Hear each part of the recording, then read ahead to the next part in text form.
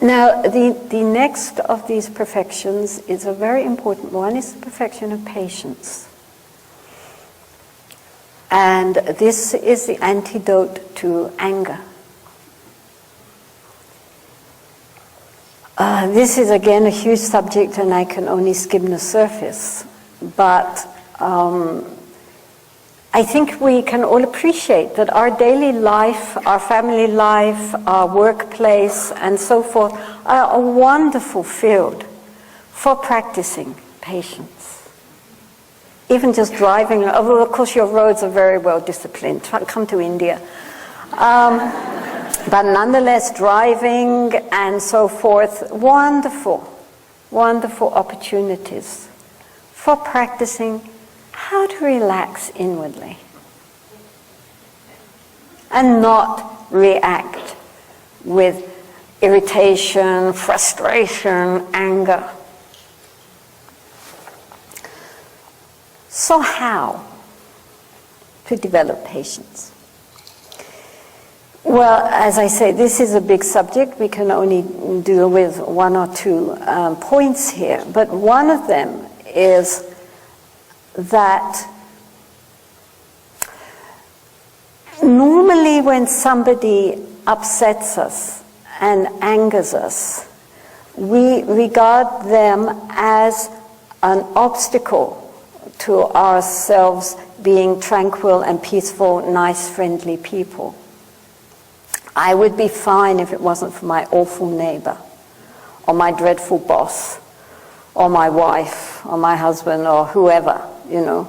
It's their problem. They are the ones which create all my difficulties, so I have a right to be angry. So in the development of patience, we recognize this is a very, very important spiritual quality. Not to react with anger in the face of something which we regard as being antagonistic. So as with any practice, as with any quality, we need to practice it, don't we? You know? So it's very easy to be loving and friendly and kind, surrounded by people who are loving and friendly and kind. I mean, for example, here everybody's so sweet and everybody's smiling and bending over backwards to be helpful and kind. And this is wonderful.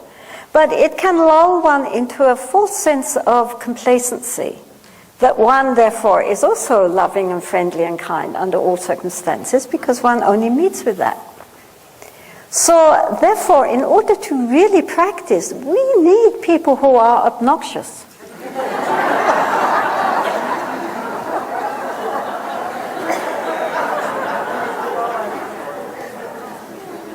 I'm serious. Shantideva, a great 8th century Pandit in India, he said that therefore we should regard our antagonist, our enemy, as our greatest spiritual friend. Because they're helping us to develop this very important quality without which we will not be able to attain to enlightenment. So instead of thinking that this person is a problem for us, we should be grateful. And so when somebody is very difficult for us and creates a lot of problems for us, instead of getting all riled up and angry and upset about it, we can think, oh, thank you. Oh, you're so awful. That's great. Now I can really practice. Without you, what would I have done?